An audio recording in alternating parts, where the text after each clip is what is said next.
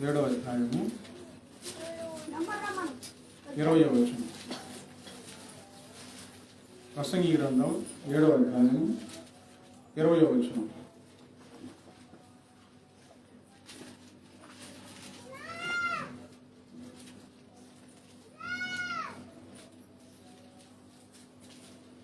పాపము చేయక మేలు చేయుచుండు నీతిమంతుడు భూమి మీద ఒక్కడును లేడు. ప్రసంగి గ్రంథంలో సొలొమోను గారు రాసిన సంగతి. ఎవరు పాపం చేస్తున్నారు, ఎవరు చేయట్లేదు అని అధ్యయనం చేశాడు. ఆయనది ఒక దేశం, ఇంకా చాలా దేశాలు ఉన్నాయి. ఏ దేశంలో ప్రజలైనా, వాళ్ళ దేశంలో ప్రజలైనా ఆయన గమనించింది ఏంటంటే, పాపము చేయక మేలు చేయుచుండు నీతిమంతుడు భూమి మీద ఒక్కడు లేడని కనుగొన్నాడు సొలొమోను. సామెతల గ్రంథంలో ఈ సామెతలు కొన్ని సొలొమోను రాశాడు, కొన్ని వేరే వారు రాశారు. ఇందులో కూడా 20వ అధ్యాయము 9వ వచనంలో, నా హృదయమును శుద్ధపరుచుకొని ఉన్నాను, పాపము పోగొట్టుకొని పవిత్రుడనైతిననుకొనదగిన వాడు ఎవడు. అలా ఇక్కడ కూడా సామెతల్లో కూడా పాపం గురించే ప్రస్తావించి, పవిత్రంగా నేను మారాను అనుకున్న వారు ఎవరు, ఎవరిని చూసినా, ఎవరిని ఆలోచించుకున్నా ఈ మాట చెప్పలేకపోతున్నారు, నేను ఏ పాపము చేయలేదు అని. అట్లాంటి వారు ఎవరు అని వెతుకుతా ఉన్నాడు, కనుగొన్నాడు. ఎవ్వరూ లేరని రాశారు. యోబు గ్రంథం 15వ అధ్యాయం 14వ వచనం. శుద్ధుడగుటకు నరుడు ఏ పాటివాడు, నిర్దోషుడగుటకు స్త్రీకి పుట్టినవాడు ఏ పాటివాడు. యోబు గారు కూడా వీళ్ళు శుద్ధి కాలేరు, పరిశుద్ధత వీళ్ళు తెలియదు అన్నట్లుగా రాశాడు ఆ మాటలు. శుద్ధుడగుటకు నరుడు ఏ పాటివాడు, యోబు గారు రాసిన మాట. యెషయా గ్రంథంలో యెషయా ప్రవక్త చెప్తా ఉన్నారు 53వ అధ్యాయము 6వ వచనంలో. యెషయా గ్రంథం 53:6లో, మనమందరము గొర్రెల వలె త్రోవ తప్పితిమి, మనలో ప్రతివాడు తనకిష్టమైన త్రోవకు తొలగెను. యెషయా గారు ఇంకొంచెం సున్నితంగా చెప్తా ఉన్నారు. కొన్ని గట్టిగా ఉంటాయి కొన్ని మాటలు, ప్రసంగాలు కూడా కొన్ని గట్టిగా ఉంటాయి ప్రసంగం చేసేటప్పుడు. కొన్ని ప్రసంగాలేమో సున్నితంగా ఉంటాయి, అలా అంటున్నట్లుగా. కొన్ని ప్రసంగాలు రాడి కొట్టినట్లా ఉంటాయి. యెషయా గారి ప్రసంగం ఏంటి, మనం అందరం గొర్రెల వలె దారి తప్పిపోయాం, మనలో ప్రతివాడు తనకిష్టమైన దానికి తొలిగిపోయాడు. అందరిని కలుపుకొని అంటున్నాడు, ఒక్కళ్ళని కాదు. ఇప్పుడు మనం అందరం అంటే ఆయన కూడా అనుకున్నట్ట లేదా? యెషయా కూడా ప్రవక్త, అని పెద్ద ప్రవక్త. యేసుప్రభు వారు కన్యక గర్భంలో పుడతాడని చెప్పిన ప్రవక్త. క్రీస్తు వారు పుట్టక మునిపే యేసుక్రీస్తు వారి గురించి కన్యక గర్భంలో ఆయన జన్మిస్తాడని చెప్పిన ప్రవక్త. ఆయన కూడా ఏమంటున్నాడు, మనం అందరము గొర్రెల వలె త్రోవ తప్పిపోయిన వాడమే. రోమీయులకు రాసిన పత్రికలో 3వ అధ్యాయం 23వ వచనంలో, ఏ భేదము లేదు, అందరూ పాపము చేసి దేవుడు అనుగ్రహించు మహిమను పొందలేకపోతున్నారు. పౌలు గారు గుర్తు చేశారు. అందరూ పాపం చేసి దేవుడు అనుగ్రహించే మహిమను పొందలేకపోతా ఉన్నారు. దేవుడు మహిమను ఇస్తా ఉంటే మనుషులకు ఆ మహిమను పొందలేకపోతా ఉన్నారు. కారణం ఏంటి? పాపము. అందరూ పాపం చేసి ప్రపంచంలో ఏ మూల ఉన్నా, ఏ స్థాయిలో ఉన్నా, ఎంత ఆధిక్యత సంపాదించుకున్నా, ఆధిక్యత లేకపోయినా, దేవుడు చూసేది ఏంటంటే పాపము. ఎవరు పాపం చేస్తున్నారు, ఎవరు పరిశుద్ధంగా జీవిస్తున్నారు, ప్రభువారు ఇది చూస్తారు. ఈ ప్రపంచంలో మనమందరం గొర్రెల వలె త్రోవ తప్పిపోతే ప్రతివాడు తనకిష్టమైన త్రోవకు తొలగింది. ఎవరికి ఇష్టమైన దారుల్లో వాడు వెళ్ళిపోయారు. ఈ మనుషులలో ప్రధానంగా కులభేదం ఉంది. మీరు తక్కువ కులం, మేము ఎక్కువ కులం అని ప్రతి వాళ్ళలో ఉంది. దేవుడు ఎవరు తక్కువ కులం, ఎవరు ఎక్కువ కులం చూడట్లేదు. ఎవరు పాపం చేస్తున్నారు, ఎవరు పరిశుద్ధంగా జీవిస్తున్నారు, ప్రభు చూస్తుంది. అది దేవుడు చూసేది. అది ప్రభువారి దగ్గరకు వచ్చిన మనమందరం నేర్చుకోవాల్సిన పాఠం ఏంటంటే, సొలొమోను గారు చెప్పింది, దావీదు గారు చెప్పింది, యెషయా గారు చెప్పింది, ఇంకా ముందు పత్రికల్లో కూడా చెప్పారు, పౌలు గారు చెప్పింది. అందరూ పాపం చేసి దేవుడు అనుగ్రహించు మహిమను పొందలేకపోతున్నారు. నీతిమంతుడు లేడు, ఒక్కడును లేడు. మేలు చేయువాడు ఒక్కడును లేడు. నేర్చుకోవాల్సిన పాఠం ఏంటి? వాళ్ళందరూ ఆ మాట చెప్తే నీ నోట కూడా ఏ మాట రావాలి? మేము పలానా కులం, మీది నిజమైన కులం అనే మాట రావాలా? నీ నోట కూడా రావాల్సిన మాట, నువ్వు నేర్చుకోవాల్సిన పాఠం, నువ్వు గుర్తించి చెప్పవలసిన విషయం ఏంటంటే, మనం అందరం గొర్రెల వలె త్రోవ తప్పిపోయాం. ఒకళ్ళు కాదు పాపం చేసింది, భూమి మీద అని అక్కడ చెప్పారు. అక్కడ చక్కగా చెప్పారు ప్రసంగి 7:20. పాపం చేయక మేలు చేయవచ్చుండు నీతిమంతుడు భూమి మీద ఒక్కడును లేడు అని చెప్పి, ఇప్పుడు మనం కూడా తెలుపుకోవాలి. మనం అందరం గొర్రెల వలె దారి తప్పిపోయాం. ప్రతివాడు తనకిష్టమైన త్రోవను తొలిగిపోయారు. వాళ్ళు పాపం చేశారు, వీళ్ళు పాపం చేశారు, వాళ్ళు పాపాత్ములు, వీళ్ళు పాపాత్ములు అంటే దేవుడు ఏమంటాడు? దేవుడు నువ్వు వెరీ గుడ్ అంటాడా? నువ్వు సూపర్ అంటాడా? వినండి, యేసు ప్రభు వారు సువార్త చేసే దినాల్లో ఒక ఆయన భోజనానికి పిలిచాడు యేసు ప్రభు వారిని. భోజనానికి పిలవటానికి పిలిచాడులే కానీ తగిన మర్యాదలు ఏమీ చేయలేదు. నువ్వు గొప్పడు అయితే నేను కూడా గొప్పవాడిని వెళ్ళి అన్నట్టు చేతులు కట్టుకొని నించొని ఉంటాడు. నా గొప్పదనం మూడు శుద్ధిగా రా అన్నట్టు భోజనానికి పిలిచాడు. యేసుప్రభు గారు కాదనకుండా ఆయన ఇంటికి భోజనానికి వెళ్ళాడు. ఆయన భోజనం చేస్తున్న సంగతి ఒక ఆమెకి తెలిసి ఆమె భయముతో వణికిపోతూ ఆయన వెనకాలుగా వచ్చి కన్నీరు గారుస్తూ ఆయన పాదాలు తడుపుతూ తల వెంట్రుకలతో తుడుస్తూ ఉంది. ఈ భోజనానికి పిలిచిన ఆయన అనుకున్నాడు, ఈమె పాపాత్మురాలు కదా, ఈమెను ఆయన్ని ఎలా ముట్టుకొని ఇస్తున్నాడు? ముట్టుకోనికూడదు కదా. ఈమె పాపాత్మురాలు అయితే ఆయనకి తెలిసి ఉండాలి కదా.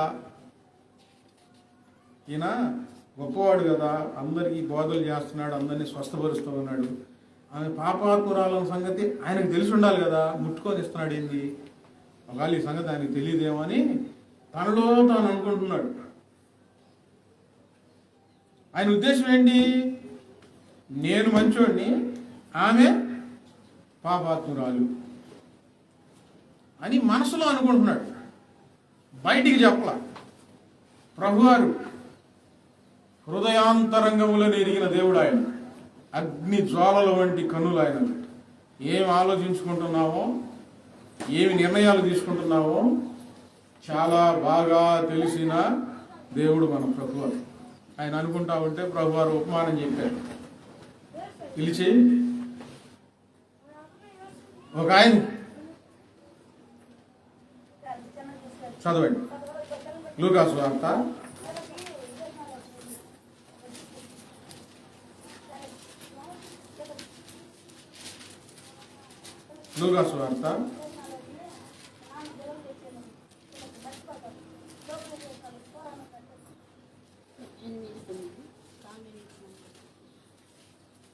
7వ అధ్యాయం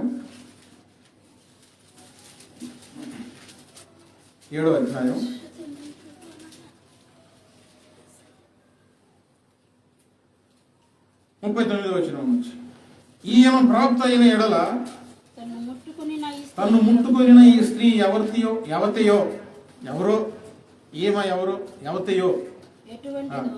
ఎటువంటిదో ఎరిగి ఉండును, ఇది పాపాత్మురాలు అని తనలో తాను అనుకుని ఆమె అనుకుంటున్నాడు పాపాత్మురాలు అని. మరి ఆయన సంగతి ఏంటి? వినండి, ఈ వాక్యంలో పదే పదే చెప్తా ఉన్నా, కొత్త కొత్త మర్మాలు దేవుడు వేలుపరుస్తూ ఉంటాడు. ఈమె గురించి పాపాత్మురాలు అని అనుకుంటున్నాడు. మరి ఆయన సంగతి ఏంటి? తనేమై ఉన్నాడో తను తెలుసుకోవాలి కదా. ఇప్పుడు మొదట మనం ఏం చదివాం? సొలొమోను గారు చెప్పారు నీతిమంతుడు ఒక్కడు లేడని. దావీదు గారు చెప్పారు నీతిమంతుడు ఒక్కడు లేడని. యెషయా గారు యోబు గారు చెప్పారు పరిశుద్ధుడు ఒక్కడు లేడని. మరి ఈయనేం ఆలోచించుకుంటున్నాడు? నేను నీతిమంతుణ్ణి, ఈమె పాపాత్మురాలు. దేవుని బిడ్డగా దేవుని దగ్గరికి వచ్చి నువ్వు ఇతరుల గురించి ఏం ఆలోచిస్తున్నావు? ఏం ఆలోచించాలి? పరిసయ్యుడు ఆలోచించినట్లు వీళ్ళు పాపాత్ములు కదా అనుకుంటే ప్రభువారు ఏం చేశారంటే, అందుకు యేసు ఆయన తనలో తాను అనుకున్నాడు, సీమోను నీది ఒక మాట చెప్పాలన్నానని అతను అనగా, అయ్యా నీది ఒక మాట చెప్పాలి అని అన్నాడు. అప్పుడు బోధకుడా చెప్పుమని.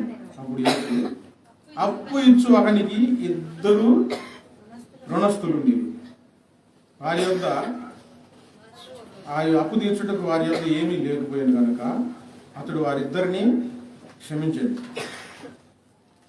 2 రుణస్థులు ఉంది, ఒకడు 500 దేనారములు, ఒకడు 50 దేనారములు.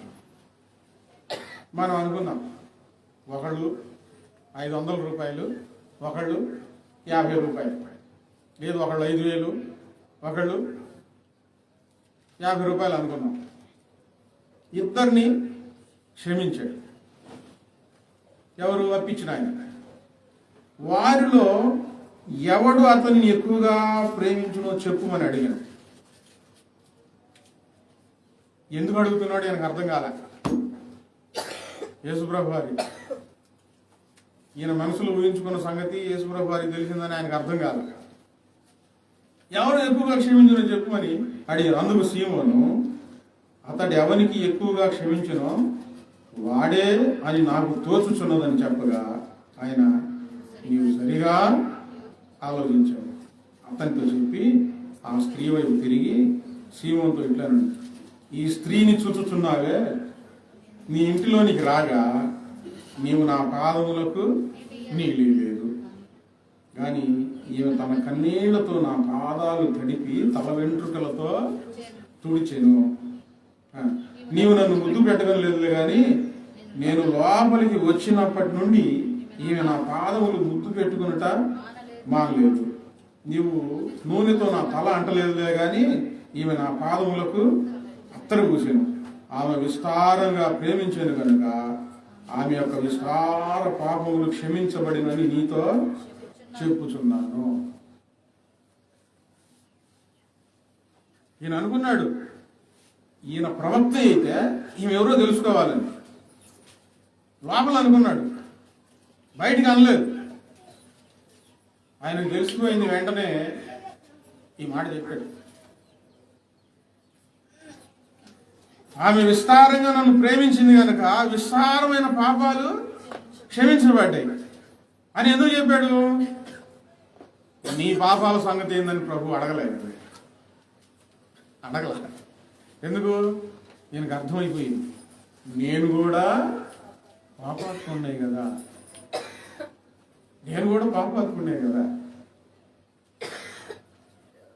మనమందరం గొర్రెల వలె త్రావు తప్పిపోతివి. మనలో ప్రతివాడు తనకిష్టమైన త్రావును తొలిగను. అందరం పాపం చేసి దేవుడు అనుగ్రహించే మహిమను పొందలేకపోతున్నాం.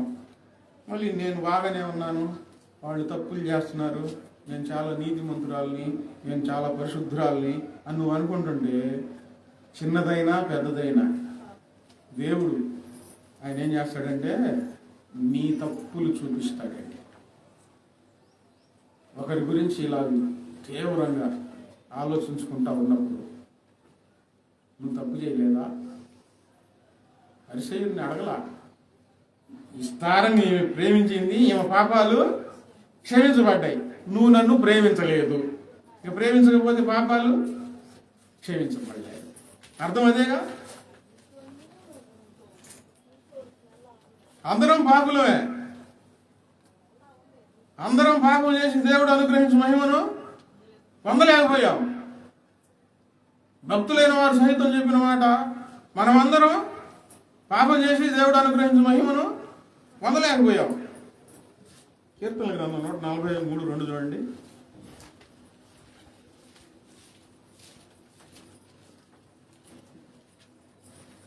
143. నీ సేవకునితో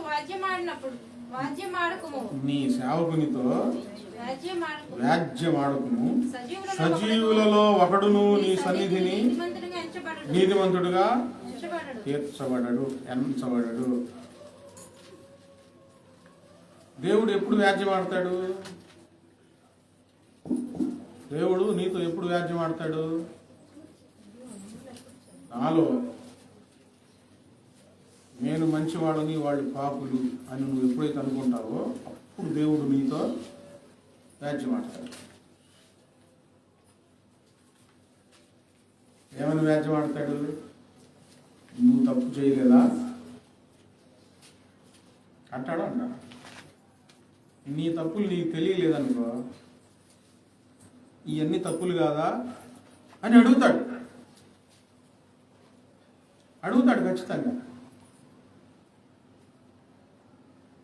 నల్లోళ్ళైనా తెల్లోళ్ళైనా, ఏ కులపు వారైనా, ఏ జాతి వారైనా, యేసు ప్రభు వారిని ఆరాధిస్తూ ఉన్నా ఒక్క విషయం గుర్తుపెట్టుకోవాలి.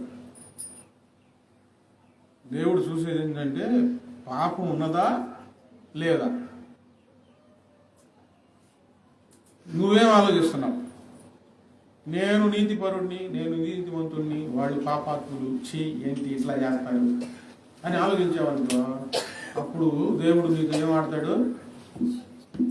ఇప్పుడు ఇందా నేను చెప్పిన సంగతి, లూకా సువార్తలో సంగతి, పాపాత్మురాల పక్షాన ఎవరితో వ్యాజ్యం ఆడాడు?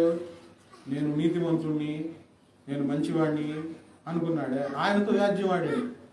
దావీదు అంటున్నాడు, నీ సేవకునితో వ్యాజ్యం ఆడుద్దయ్యా, నాలో తప్పులు ఉన్నాయి, వ్యాజ్యం ఆడద్దు ప్రభువా. నీ సజీవులలో ఒకడును నీ సన్నిధిని నీతిమంతుడుగా ఎంచబడ్డాడు. ఆ సంగతి నువ్వు గుర్తించాలి. ఇప్పుడు మురికి నీళ్లు ఒకళ్ళ మీద ఎక్కువ పడ్డాయండి, ఒళ్ళంతా పడిపోయింది. ఒకళ్ళ మీద ఒక బొట్టు పడింది,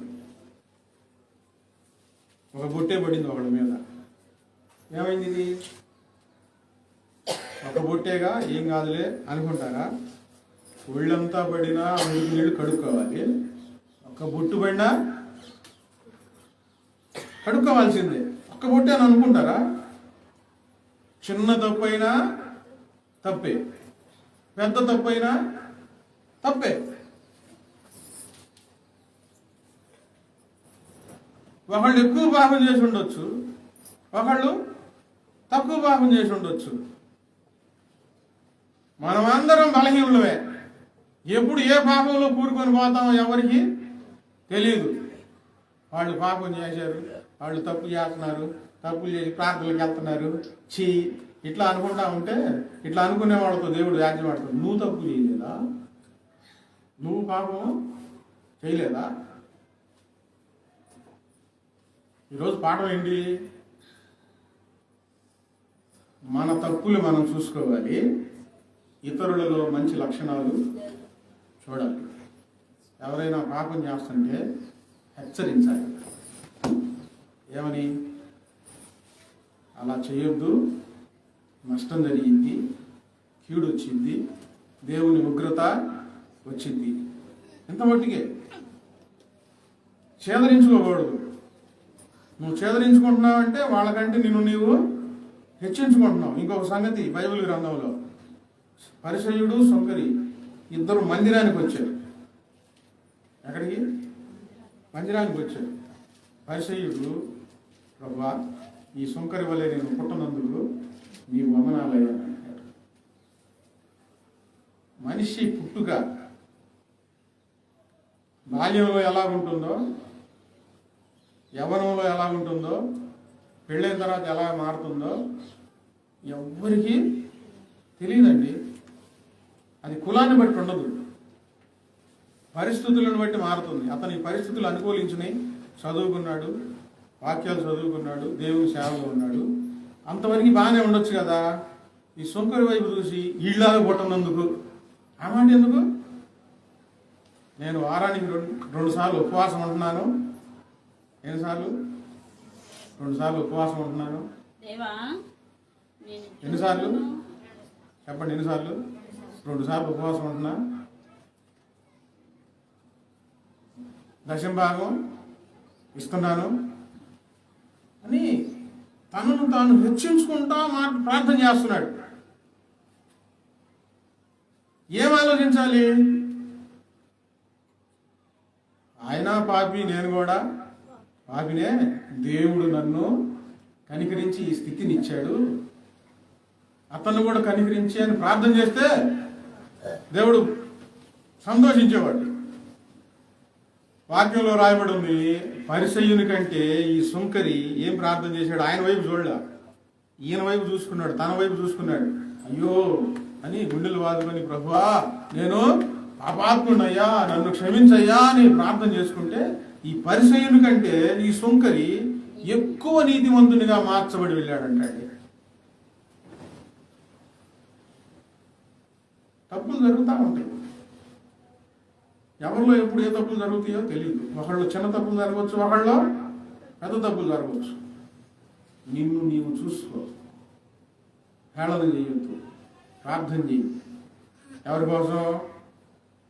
ఇంకా దేవుని దగ్గరకు వస్తూ, దేవుని ఎరగకుండా పాపంలో ఉన్న వాడిని బట్టి నిన్ను నీవు హెచ్చుగా ఆలోచించుకున్నావు అనుకో, దేవుడు ఏమంటాడు తెలుసా? నీతో వ్యాజ్యం ఆడతాడు. అప్పుడు దావీదు భయపడి, అయ్యా నువ్వు వ్యాజ్యం ఆడితే నేనెంతటండి? సజీవుల్లో ఒక్కడు కూడా నీతివంతుడు లేడయ్యా అంటే నేను కూడా ఉన్నానయ్యా అందులో అని అర్థం. ఒక్కడు కూడా లేడయ్యా నీతివంతుడు, దాంట్లో వ్యాజ్యం ఆడొద్దు ప్రభువా. కీర్తన 133 చదవండి. 133 కీర్తనల గ్రంథం 133. సహోదరులు 133వ వచనం. యెహోవా నీవు దోషములను కనిపెట్టి చూచిన ఎడల ప్రభువా ఎవరు నిలవగలుగుతారయ్యా? ఎవరు ఆయన ఎదుట నాలో తప్పు లేదని ఎవరు నిలవలేరు.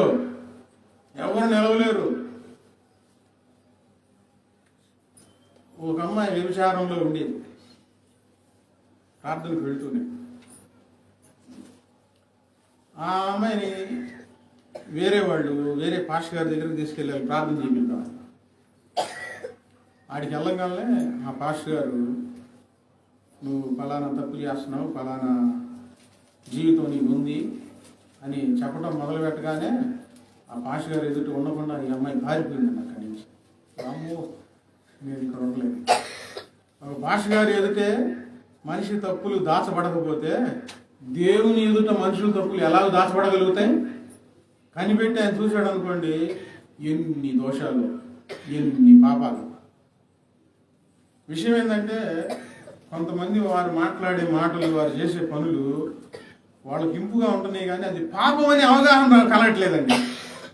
తప్పు ఇది, నేను పాపంలో ఉన్నానని అవగాహన కలగట్లా. మన పైన మార్కెట్లో కలిసి ఇట్లా మాటలు లేదా ఫలానా చెప్పుకుంటూ వాళ్ళు దొంగ అని ఇంకా 2 మాటలు అన్నాడు. అంత మాట అనకూడదులే, మన నోట ఆ మాట రాకూడదు. ఎందుకన్నామంటే అనాలి అని అంటాడు. అలా అనకూడదు అంటే అలా అనాలంటున్నాడు. అంటే తప్పని అతనికి అవగాహన కలగడం లేదు. కొంతమంది సినిమాలు చూస్తా తప్పేం కాదని అనుకుంటున్నారు. కొంతమంది అబద్ధాలు ఆడతా తప్పెందుకైందని అనుకుంటున్నారు. కొంతమంది మోసం చేస్తా, ఇది తప్పేం కాదు, దేవుడు మనకు జీవనం ఇచ్చాడు, ఆయనకు ప్రార్థన చేసుకోవచ్చు, కొంచెం కానికేయచ్చు, మన జీవితంలో ఇలా ఉండొచ్చు, ఏం కాదు. రకరకాల పాపాల్లో ఉండి ఇది తప్పు కాదని అనుకుంటున్నారు. మనం ఒకరిని ఒకరు కించిపుచ్చుకోవడం తప్పులే, కానీ పాపంలో ఉండి పాపం చేయట్లేదు అనుకుంటే చాలా తప్పది. యోహాను పత్రిక, మొదటి యోహాను పత్రిక 1వ అధ్యాయం 8వ వచనం నుంచి 10వ వచనం వరకు చదవండి. మనము పాపము లేని వారమని చెప్పుకొని ఎడల మనలను మనమే మోసపుచ్చుకుంటాం. మరియు ఎదురోడు పాపాలు చూస్తావు, నీకు నువ్వేమో నేనే పాపం చేయట్లేదని అనుకుంటా ఉంటావు. ఎదుటోడు తప్పులు చూస్తావు, నీ తప్పులు నీకేమీ తెలియదు. ఎదురోడు చెప్పిన అబద్ధాలు లెక్క పెట్టుకుంటావు, నీ అబద్ధాలు ఎన్నో లెక్క పెట్టుకో. ఎదుటోడు అలా ఉన్నారు ఇలా ఉన్నారు అని చెప్తా ఉంటావు, నీ గురించి నేను ఇంత పాపం చేస్తున్నాను ప్రచారం ఏమి చేసుకో. సరే, మనుషుల దగ్గర ఎట్లా ఉన్నా దేవుని దగ్గరికి వచ్చేసరికి నీ పాపం ఏంటో నువ్వు గుర్తించి, పాపంలో ఉన్నావు అవగాహన లేకుండా, ప్రభువా నువ్వు నాకు భలే సహాయం చేస్తున్నావయ్యా, మంచి వ్యాపారం జరిగిస్తున్నావు, మంచిగా మనుషులు తోడిచ్చావు, మంచిగా నేను ఎక్కడికి వెళ్తే అక్కడ నేనేం చెప్పినా నన్ను ఆదుకుంటున్నావు, ఏం చేసినా ఆదుకుంటున్నావు. జాగ్రత్తగా వినండి, దేవుడు త్వరగా కోపపడ్డు. ఏం చేసినా ఆపద వచ్చినప్పుడు మనుషులందరూ చేసే పని ఏంటి? అధికంగా దేవా దేవా అనుకుంటా వెళ్ళి ప్రార్థన చేసుకుంటాం. ఆయన త్వరగా కోపపడ్డు. ఆయన స్వభావమును బట్టి, ఆయన మంచితనాన్ని బట్టి నీ ప్రార్థన ఆలకించి నీకు సహాయం చేసి ఆ స్థితి నుంచి నిన్ను విడిపిస్తాడు. నీ తప్పులు అన్నీ గుర్తుపెట్టుకొని, నువ్వు అట్లా తప్పులు చేస్తున్నావుగా, మరి ఇప్పుడు నేను నీకు సహాయం చేయను, నువ్వు చాలా పాపాలు నీలో ఉన్నాయి కదా, ఇప్పుడు నేను సహాయం చేయను ఆయన అనుకుంటే ప్రతి మనిషి దగ్గర ప్రార్థన చేస్తూ పాపం చేసేవాళ్ళు, ప్రార్థన చేస్తూ సినిమాలు చూసేవాళ్ళు, ప్రార్థన చేస్తూ సినిమా పాటలు వినేవాళ్ళు, ప్రార్థన చేస్తూ విగ్రహారాధన చేసేవాళ్ళు, ప్రార్థన చేస్తూ అబద్ధాలు మోసాలు జీవించేవాళ్ళు ఎంతమంది చచ్చిపోయి ఉండేవాళ్ళు. ప్రపంచం ఇట్లా ఉండేది కాదు. నేను బాగా నేర్చుకున్న పాఠం ఏంటంటే, మనం అనుకుంటాం దేవుడు నా పక్షాన ఉన్నాడు, నాకు చాలా సహాయాలు చేస్తున్నాడు అని చాలా గొప్పగా చెప్పుకుంటాం. నేను ఇట్లా ప్రార్థన చేసుకున్నాను, దేవుడు నాకు సహాయం అవును, ఆయన సహాయం చేస్తాడు, అది ఆయన మంచితనం, ఆయన దైవత్వం, అది ఆయన స్వభావానికి విరుద్ధంగా ఏది చేయడు. మరి నీ మంచితనం ఏంటి? పాప పనులన్నీ వదిలిపెట్టావా? ఏది పాపమో గుర్తించావా? ఆ పాపాత్మురాలు యేసయ్య పాదాల దగ్గరకు వచ్చి కన్నీరు విడిచి ప్రార్థన చేసినట్లు, అయ్యా నా జీవితం ఇలా మారిపోయింది, నేను పరిశుద్ధంగా జీవించాలి, నాకు సహాయం చేయి ప్రభువా, నీ ప్రేమ నా గుండెల్లో కుమరించయ్యా, పరిశుద్ధంగా జీవించడానికి నాకు మానసిక బలం, బుద్ధి బలం నాకు దయచేయి ప్రభువా అని కన్నీళ్లతో ప్రార్థన ఉందా? ఏది పాపమో ఏది పాపం కాదో నాకు తెలియజేయి ప్రభు అని ప్రార్థన ఉందా? దేవుడు మేలు చేస్తున్నాడు, చేస్తానే ఉంటాడు. యేసు ప్రభు వారిని ఎరగక ముందు నుంచే నీకెప్పుడు తెలుసు యేసు ప్రభు వారి గురించి? ఎప్పుడు తెలుసు? మీకు పుట్టినప్పుడు తెలియదు, కొంతకాలం పెరిగిన దాకా యేసు ప్రభు వారి గురించి మనకు తెలియదు. నాకేం తెలుసు? ఆ మసీద్ తెలుసు, ఆ నమాజ్ తెలుసు. యేసు ప్రభు వారి గురించి తెలియదు, ప్రార్థన తెలియదు, బైబిల్ వాక్యాలు తెలియదు.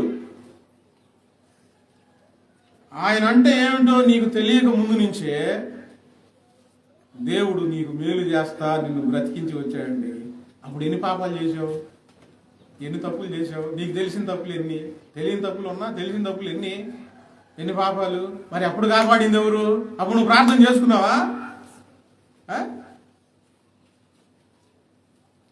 చిన్నప్పుడు మా అమ్మ వాళ్ళు నిద్రపోతా ఉంటే ఇక్కడ సచివాలయం 2 అని ఇక్కడ కట్టారు మసీద్ వెనకాల. అక్కడ పెద్ద బావి ఉండేది. గాడిద నా రెక్క పట్టుకొని ఈడ్చుకొని వెళ్ళింది దాని పిల్ల అనుకొని. గాడిద పిల్లలు అనుకుంటుంది అది.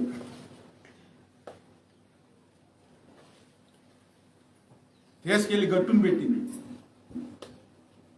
బావి గట్టును పెట్టింది. తర్వాత ఎప్పుడో అక్కడ ఏడుస్తూ ఉంటే మా అమ్మడికి వెలుగొచ్చి ఏడుపులు ఎక్కడో వినబడుతుంది అని చెప్పి పరిగెత్తుకుంటూ వచ్చి నన్ను తీసుకెళ్ళారు. ఆ బావిలో వదిలిపెడితే అది లేదు, నేను దులుకుంటా అటు కొంచెం మళ్ళీతే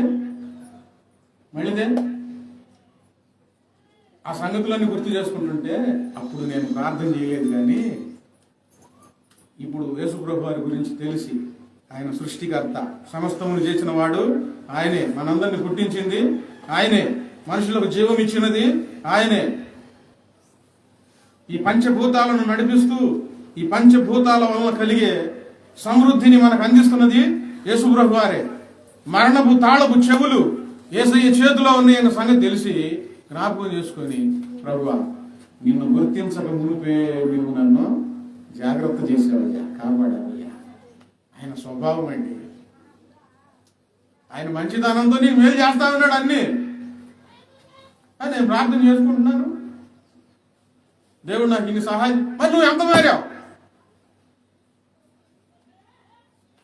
అసలు పాపంలో ఉన్నావని గుర్తిస్తే ఏం ప్రార్థన చేసుకుంటావంటే, కీర్తనల గ్రంథం 119వ అధ్యాయం,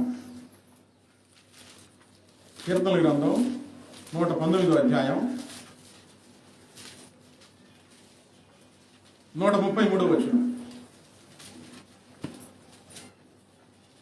133. నీ వాక్యమును బట్టి నా అడుగులు స్థిరపరచు. ఏ పాపమును నన్ను ఏలనీయకుము. ఈ ప్రార్థన చేసుకుంటారు. ఏంది? పరిశుద్ధంగా జీవించాలి. వాళ్ళ సంగతి, నా చుట్టూ ఉన్న వారి సంగతి తర్వాత సంగతి. నేను పరిశుద్ధంగా జీవించాలి. నేను పరిశుద్ధంగా నిర్దోషిగా నీ ఎదుట కనబడాలి. ఏ పాపము నన్ను ఏలకూడదయ్యా అని ప్రార్థన చేసుకుంటారండి. ఈ ప్రార్థన మంచిది, ఈ ప్రార్థన గొప్పది. నాకు ఏమైనా విషయాలు తెలిస్తే నేను చీల్చి చెండాడుతూ ఉంటా వాక్యాల్లో. ఎందుకు చీల్చి చెండాడతాను? ఎవరైనా సరే, వచ్చిన వాళ్ళైనా మందిరానికి రాని వాళ్ళైనా సరే. ఇప్పుడు సినిమా పాటలు ఉన్నాయనుకోండి, నేను కాకపోయినా దేవుడు నోట పలికిస్తూ ఉంటాడు. అది మా అనుకునేదాకా నువ్వు తప్పు చేస్తున్నావు, మానుకోవాలి, చెప్తాను. మానుకుంటే శబాష్. నువ్వు అబద్ధాలు చెప్తా ఉన్నావు అనుకో, అబద్ధాలు తీయకపోతే దేవుడు శిక్షిస్తాడని చెప్తాను. అబద్ధాలు మాట్లాడితే దేవుడు తీస్తాడని చెప్పాలా? చెప్పండి అండి, చెప్పాలా?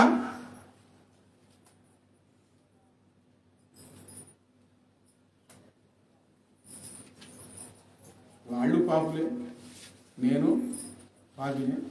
దేవుడు నన్ను కనికరించాడు, వాళ్ళను కూడా కనికరించాలి. అందుకు చాలా గట్టిగా వస్తాయి. ఆ ఇద్దరు కూర్చొని మాట్లాడుకుంటున్నారు. ఈ పాష గారు ఎప్పుడు చూసినా ఈయన అట్ట చెప్తాడు, వాక్యం దీవిస్తాడు, ఆశీర్వదిస్తాడు అని చెప్పడేది.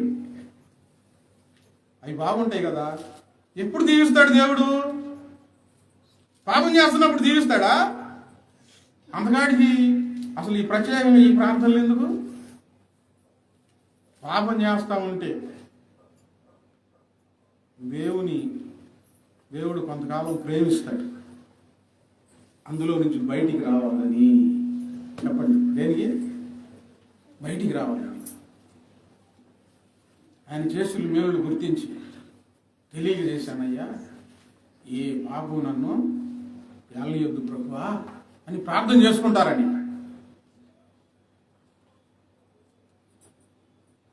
ఒకళ్ళ వైపు ఒకళ్ళు చూసుకొని మేము మంచివాళ్ళం, వీళ్ళేందో చెడ్డోళ్ళు అన్నట్టు చూస్తే భూమి మీద నీతిమంతుడు ఒక్కడు లేడు. నా హృదయం శుద్ధి చేసుకొని ఉన్నానని చెప్పే పరిశుద్ధుడు ఒక్కడు లేడు. మనమందరం గొర్రెల వలె త్రావు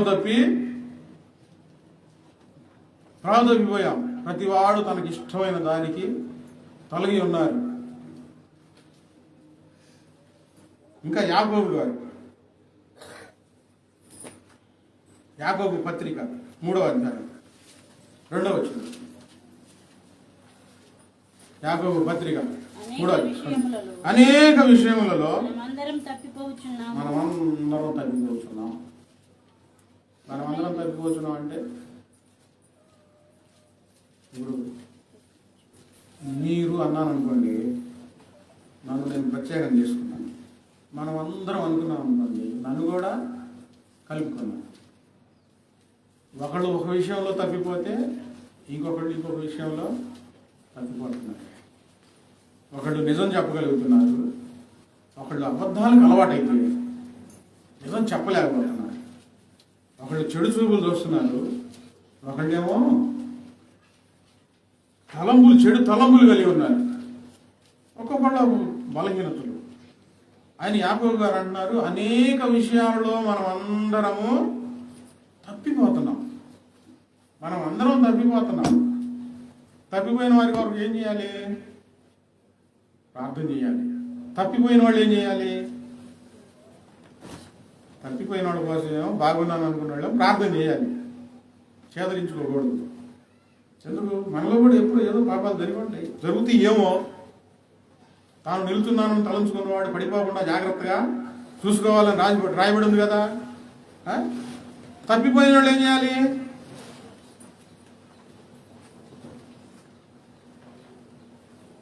బాగున్నవాళ్ళు ఎగతాళి చేయకూడదు. ఏందమ్మా జీవితం చీ అనుకోకూడదు. బాగలేని వాళ్ళు బాగున్న వాళ్ళని నువ్వు తప్పు చేయలేదా అనుకోకూడదు.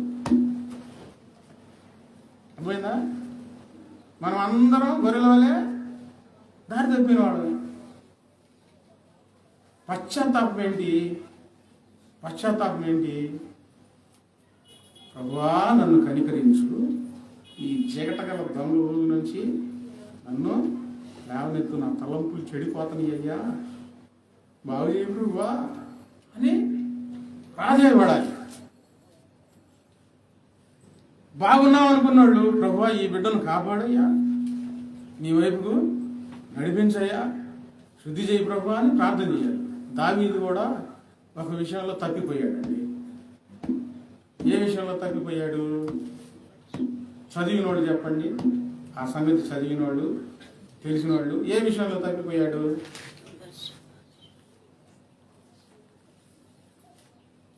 బైబిల్ చదవట్లేదా? బైబిల్ బాగా చదివితే నేను చెప్పే వాక్యాలు దాంట్లో నుంచి మీకు అర్థం చేస్తాను.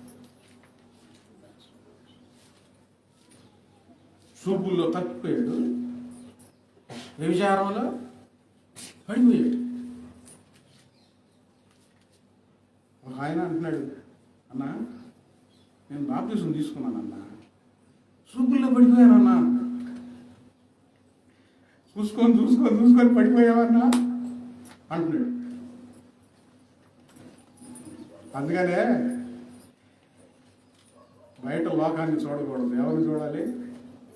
నువ్వు బాప్తిసం తీసుకున్నావంటే చూసి చూసి చూసి చూపుల్లో పడిపోయానన్నా. దావీదు పడిపోయాడు, వ్యభిచారంలో పడిపోయాడు. దావీదు ఇప్పుడు ఏమని ప్రార్థన చేస్తున్నాడు? చదవండి. కీర్తనల గ్రంథం 50వ అధ్యాయం నా దోషం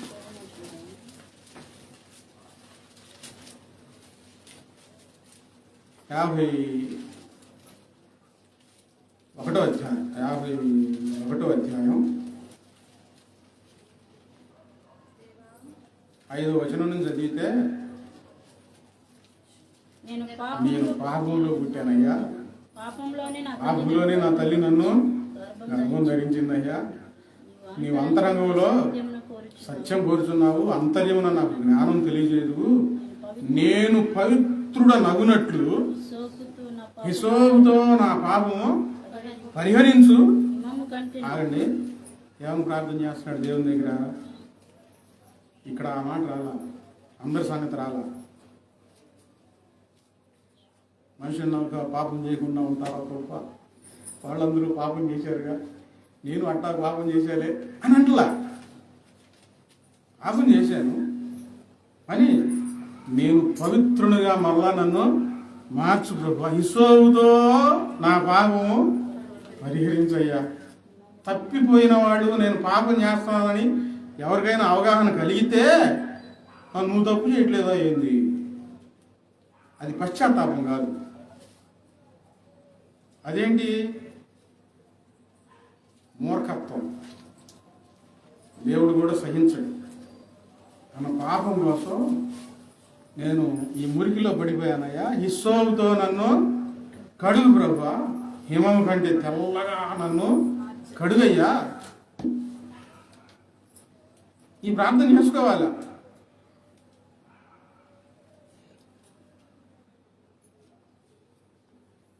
ఉత్సాహ సంతోషములు నాకు మరలా వినిపించు, అప్పుడు నీవు విరిచిన ఎముకలు హర్షించును. నా పాపములకు విముఖుడవవు అంటే నా పాపములు నన్ను క్షమించి నా దోషములు అన్నిటినీ తుడిచివేయి ప్రభువా. ఎప్పుడే లోపం జరగకుండా ఉండడం చూసుకోవాలి.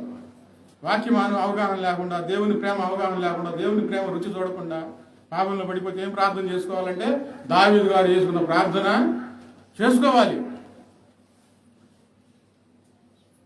నా యందు శుద్ధ హృదయము కలుగజేయి, నా అంతరంగంలో స్థిరమైన మనస్సు నూతనంగా పుట్టించు. పాపం చేసే వారికి స్థిరమైన మనసు ఉండదు. దేవా ఆశీర్వదించంటే నీ స్థిరమైన మనసు లేదు, ఎట్లా ఆశీర్వదించేది? మీ పిల్లలకి స్థిరమైన మనసు లేదనుకోండి, వాళ్ళ చేతుల్లో బీరువా తాళాలు పెడతారా? బీరువా కూడా కనపడదు. స్థిరమైన మనసు లేనివాడు ఎప్పుడేం చేస్తారో తెలియదు. ఈ ప్రార్థన చేసుకోవాలి. ఏంటి వాటి పాఠం? మన అందరం గొర్రెల వలె దారి తప్పిపోతున్నాం. మనం తప్పు చేస్తే దావీదు గారు చేసిన ప్రార్థన చేసుకోవాలి. ఎదుటివారు ఎవరైనా తప్పిపోయి పడిపోతూ ఉంటే అగ్నిలో నుంచి లాగినట్లు వారి కోసం ప్రార్థన చేసి హెచ్చరించాలి, గద్దించాలి, బుద్ధి చెప్పాలి. ఎగతాళి చేయకూడదు, తృణీకరించకూడదు. ఇది మర్మం, దైవ మర్మం. ఇది దేవుని మర్మం. ఇది ఒక ఆమె, నేను ఇక్కడికి రాకముందు ఒక ఆమె మందిరానికి వచ్చేది. ఆమె కమ్మోళ్ళ ఆమె విడిగా కూర్చునేది కుర్చీలో. ఏంది వీళ్ళు పాపాత్ములు, మాది పెద్ద పొలం, వీళ్ళది చిన్న పొలం అన్నట్టు.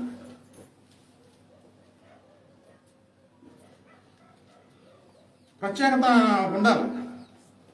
కొద్ది కాలం తర్వాత అందరితో కలిసిపోయింది. కింద కూర్చుంది, అందరితో కలిసిపోయింది. ఏమోయి నా మనసులో నేను నా కులం అనే గర్వం పోయింది. నేను కూడా పాపాత్మురాలనే భయం కన్నీళ్ళతో ప్రార్థన చేసుకుంటాను. అప్పుడు గౌరవం వచ్చింది అందరిలో.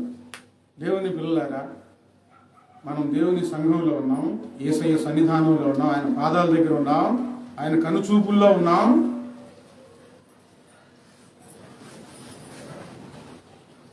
ఆయనకి ఇష్టమైన జీవితం మనలో ఉండాలి.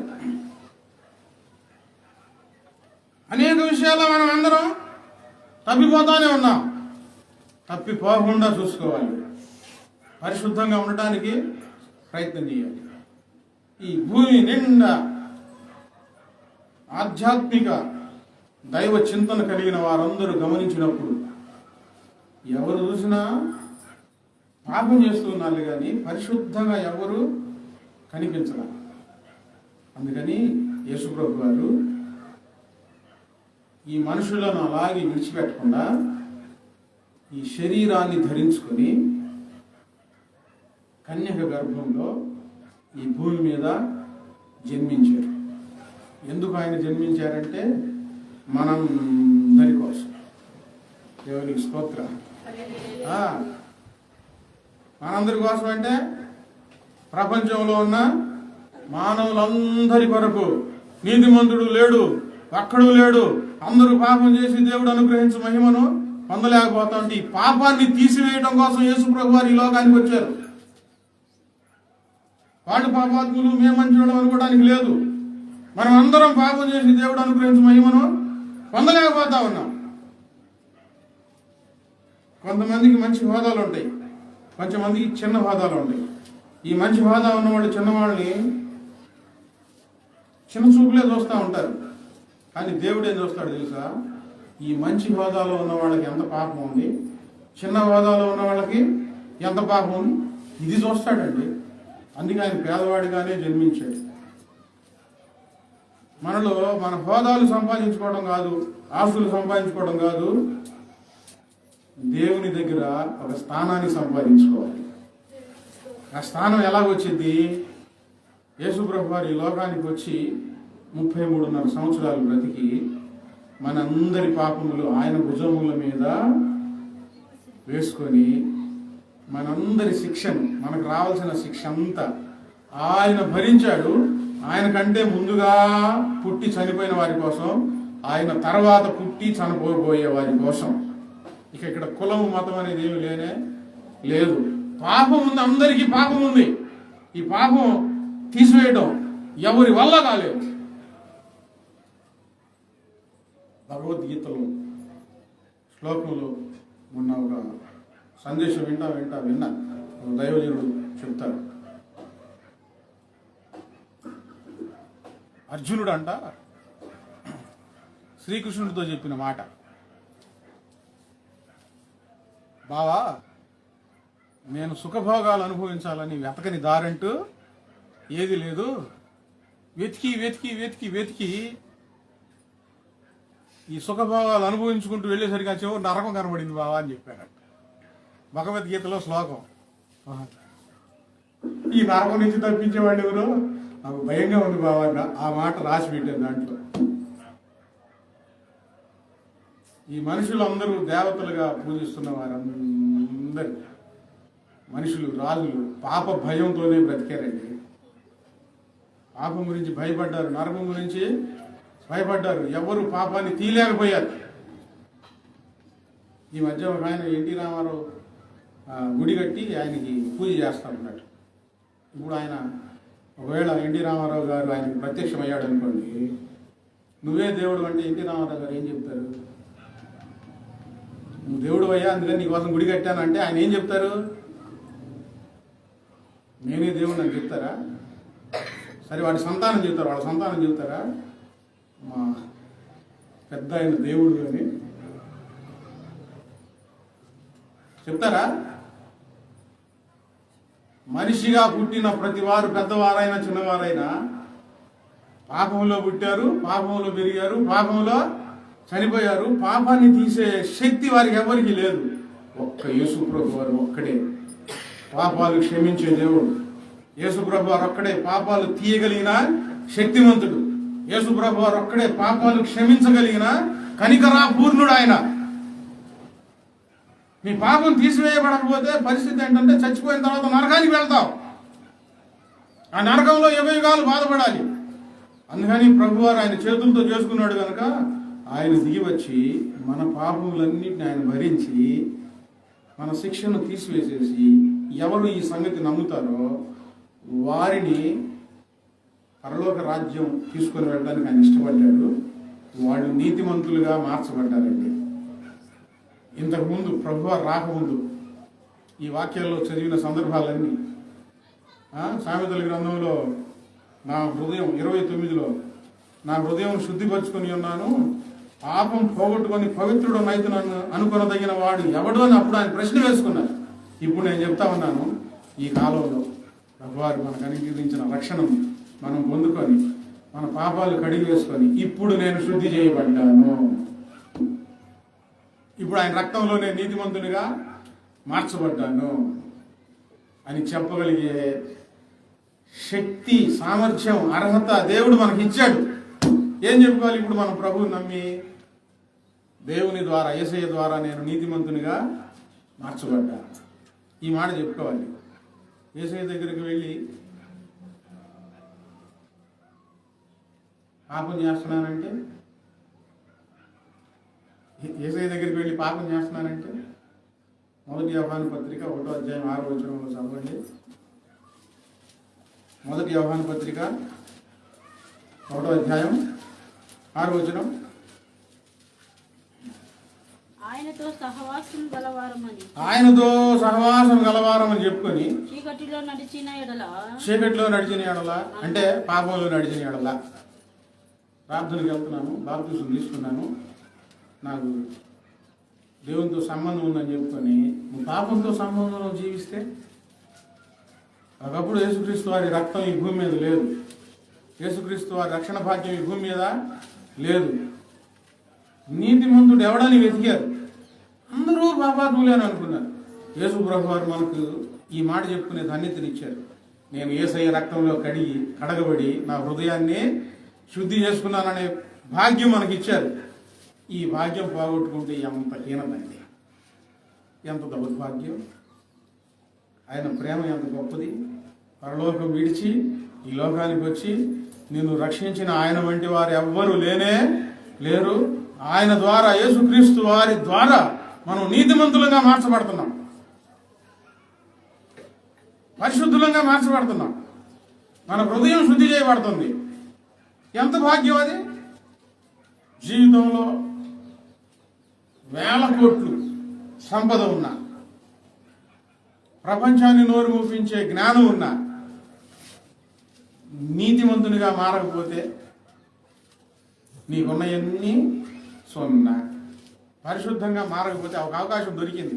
యేసుప్రభు వారు వచ్చే వరకు పరిశుద్ధంగా జీవించారు, కానీ వాళ్ళు నీతిమంతులుగా మార్చబడలేదు. ఆయన చనిపోయి సమాధి చేయబడిన తర్వాత పాతాళానికి వెళ్ళి వారికి స్వార్థ చెప్పి ఆ స్వార్థ విన్న వారందరినీ నీతిమంతులుగా మార్చి చెరగా పట్టుకొని ఆయన పరలోకానికి వెళ్ళారు. అలెగ్జాండర్ కాలంలో అలెగ్జాండర్ని దోమ కుట్టింది, మలేరియా జబ్బు వచ్చింది. అప్పుడు మలేరియాకి మందు లేదు, ఇప్పుడు వచ్చింది. కొంతకాలం కొన్నేళ్ల క్రితం ఈ కరోనా అటువంటి ఒక జబ్బు ఒకటి వచ్చింది. వాంతులు విరోచనాలతో చాలామంది చచ్చిపోయారు. అప్పుడు మందు లేదు, తర్వాత మందు వచ్చింది. తర్వాత కలరా వ్యాధికి మందు వచ్చింది. పోలియో జబ్బు వచ్చింది కొంతకాలం, అప్పుడు దానికి మందు లేదు. తర్వాత పోలియో జబ్బుకి మందు వచ్చింది. మందు వాడుకొని ఆ జబ్బు నుంచి బయటపడగలిగారు. ఈ మధ్య ఎయిడ్స్ వచ్చింది. ఎయిడ్స్కి మందు లేదని చాలామంది చచ్చిపోయారు. తర్వాత దాన్ని ఎదుర్కొనే మందులు కొన్ని పూర్తి మందు రాల, ప్రాణం కాపాడుకోగలిగే మందులు కొన్ని కనుగొన్నారు. ఆ ఎయిడ్స్ వ్యాధి అయిపోయింది. తర్వాత కరోనా వచ్చింది. కరోనాలో ఏ వ్యాధులు వచ్చినా చాలామందిని తినేసేసేసినాయి మందులు లేక. మందులు వచ్చిన తర్వాత వాటి నుంచి బయటపడ్డారు. ఏ వ్యాధి వచ్చినా వీళ్ళు రేపులం అని చూసింది. ఆ వ్యాధులు చూసాయా? సరే, ఈ జబ్బు వచ్చిన వాళ్ళు కూడా ఆసుపత్రికి వెళ్ళి ఈ డాక్టర్ గారు మన కులమా కాదని చూసారా? నాకు ముందు చేయి ట్రీట్మెంటు. ఈ మందులు ఎవరు తయారు చేశారని చూసారా? కులం సంఘం అని కొట్టుకొని తెచ్చేవాళ్ళకి నేను అడుగుతా ఉన్నాను. దేవుడు నీ పాపాన్ని చూస్తూ ఉన్నాడు. మరి అక్కడ పనికిరాదేంది కులం? తప్పులు చేసాక కులం పనికిరాదేంది? కులం కాదు ముఖ్యం, నీవు నీతిమంతునిగా మార్చబడాలి. అది యేసుప్రభు వారు ఒక్కడే ఆ దారి తెరిచాడు. నూతనమైన మార్గం ఆయన తెరిచి ఉంచాడు. పాపానికి మందు ఎవరు కనుక్కోలేదు. యేసుప్రభు వారి రక్తమే పాపానికి మందు. యేసుప్రభు వారి శిలువ త్యాగమే మన జీవితానికి మంచి మందు. ఆ శిలువ త్యాగాన్ని మనసులో పెట్టుకొని, ఆ ప్రేమను మనసులో పెట్టుకొని, ఆయన అనుగ్రహించే రక్షణను పొందుకొని, ఆయన మనకిచ్చే నీతిని, మహిమను మనం పొందుకుంటూ ఉండాలండి. దేవుని ఆశ అది. భూమి మీద ఒక్కడు నీతిమంతుడు లేడులే కానీ యేసుప్రభు వారు చెప్పారు, నాలో పాపం ఉన్నదని మీలో ఎవడైనా స్థాపించగలుగుతాడా? ఎవ్వరూ స్థాపించలేకపోయారు. ఇంకో మంచి సందర్భం ఏంటంటే, యేసుప్రభు వారు దేవుని వాక్యం చెబుతున్నప్పుడు ఒక ఆమెను ఈడ్చుకొచ్చి ఆయన పాదాల దగ్గర చేశారు. తప్పు చేసేవాడు, పాపం చేసేవాడు రాళ్ళతో కొట్టి చంపాలి అని ధర్మశాస్త్రంలో రాయబడింది కదా. ఇప్పుడు నువ్వేం చెప్తావని అడిగితే ఆయన అన్నారు, మీలో పాపం చేయని వాడు ఎవరైనా ఉంటే ఈమెను రాళ్లతో కొట్టండి అని అన్నారు. ఆ మాటకు చిన్నవారు మొదలుకొని పెద్దవారి వరకు ఒకరి తర్వాత ఒకరు వెళ్ళిపోయారు. అంటే వాళ్ళ మనసులో ఏం గద్దించినాయి? మనం కూడా పాపం చేశాం కదా. అంతకుముందు అవగాహన రాలే వాళ్ళకి. అరే మనం కూడా తప్పు చేసిన వాళ్ళమే, శిక్షించడానికి మనకు అర్హత ఆడిది, దేవుడే చూసుకుంటాడులే అని ఆలోచన లేదు. ఇప్పుడు ఈమె దేవుని దగ్గరకు వచ్చింది, పంచాయతీ జరిగి దేవుడు సరైన సమాధానం ఇచ్చాడు. మీలో పాపం చేయని వాడు మొట్టమొదటి ఆమె మీద రాయి వేయండి అని. అందరూ వెళ్ళిపోయారు. ఇప్పుడు వీళ్ళు పాపం చేశారనేగా వెళ్ళిపోయింది. మళ్ళీ ఇప్పుడు వీళ్ళు రాళ్ళతో పట్టాలా వద్దా? ఒక్కడు నిలవబడ్డా. నీకు ఒక అద్భుతమైన సంగతి ఏంటో తెలుసా? ప్రమాణం చెయ్యి, నేను అబద్ధం చెప్పలేదు ప్రమాణం చెయ్యి అని ఇంట్లో బయట అడిగారు అనుకోండి, వాళ్ళు కావాలని ఈ తప్పును దాచిపెట్టుకోవాలని అయినా సరే ప్రమాణం చేస్తున్నా, నేనేం చెప్పలేదు అని చెప్పేవాళ్ళు ఉండాలి. కానీ యేసుప్రభు వారు అడిగిన మాటకి ఒక్కడు కూడా ధైర్యం చేయలేకపోయారు. నేను నీతిమంతుని అనుకోవాలి, అందరూ ఈ రాయి వేస్తే నేను అందరికి మంచివాళ్ళ కనబడతాను అనుకునే ఆలోచన ఒక్కడికి రాలేదండి. ఎందుకో తెలుసా? ఆయన వాగ్దాటి, ఆయన వాక్కు అలా వెళ్ళి వాళ్ళ గుండెల్లో గడ్డ పొలిగేసి పొడిచినట్లు భయం కలిగింది. అమ్మ బాబోయ్, ఒకవేళ నేను తప్పు చేయలేదని ఒకవేళ ప్రమాణం చేసినట్టు రాయి వేశానే అనుకో, నా తప్పులే నేను చెప్పేస్తాడేమో భయం వేసింది. అంతటి పరిశుద్ధుడైన దేవుడు అండి ఆయన. భూమి మీద ఆయన పరిశుద్ధంగా జీవించారు. మన పాపాలు తీసివేయడం కోసం, మన పాపాలు క్షమించారు, పాప విముక్తిని కలిగించారు. అదే క్రిస్మస్ దినాలు నవంబర్ 20 నుంచి డిసెంబర్ 25 వరకు జరుపుకుంటూ ఉంటారు. ఈ క్రిస్మస్ నెలలోని ప్రవేశపెట్టారు. ఈ క్రిస్మస్ నెల మొదటి రోజు నేను మీతో చెప్తుంది ఏంటంటే, ఎదుటి వారి తప్పులు నీచంగా మీరు చూడవద్దు. మీ తప్పులు మీరు చూసుకొని మిమ్మల్ని మీరు అసహించుకోండి.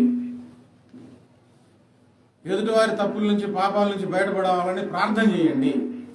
మీరు పాపంలో పడిపోకుండా మీకోసం ఏ పాపం నన్ను ఏలనీయొద్దని ప్రార్థన చేయండి. మనకు మంచి అవకాశం దొరికింది. దేవుని పాదాల సన్నిధిలో ఉన్నాం. పరిశుద్ధులంగానే జీవించాలి. దేవుడు మహిమనిస్తా ఉన్నాడు. ఆ మహిమను పోగొట్టుకోకూడదు. పాపం చేసేవారికి దేవుడు మహిమను ఇవ్వలేడు. మహిమను పొందుకోండి, నీతిని సంపాదించుకోండి, పరిశుద్ధంగా జీవించండి.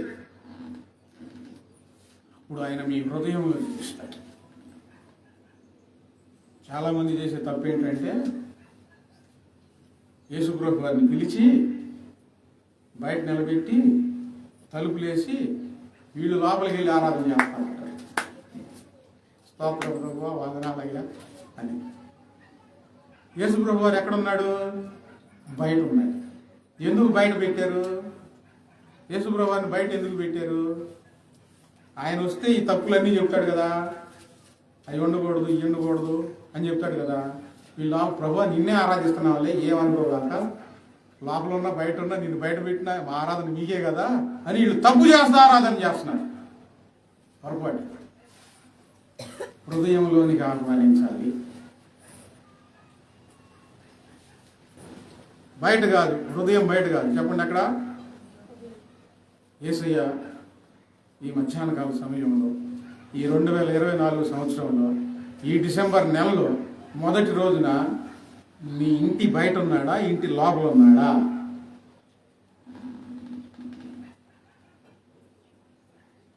ఏ తప్పు ఉన్నా సరే ఆయన ఎక్కడ ఉంటాడు? ఎక్కడ ఉంటాడు? బయటే ఉంటాడు. అసహ్యం ఉంటే ఆయన లోపలికి రాలేడు. బయట నిలబడి ఏం చేస్తున్నాడు? హృదయపు తలుపు కడతా ఉన్నాడు. నేను లోపలికి వస్తాను, తలుపు తీయ. ఈరోజు మీ హృదయపు తలుపులు తెరవండి.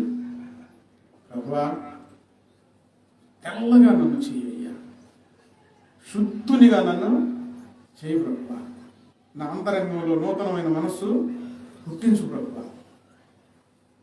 ఆయనతో జీవించని జీవితం ఎందుకండి? ఆయనతో సహవాసం గలవారని చెప్పి చీకట్లో నడిస్తే అబద్ధమాడిన వారు అవుతాం. ఆయన వెలుగులో నడవాలి. భావరించండి, ప్రార్థన చేసుకోండి. యేసయ్య నీ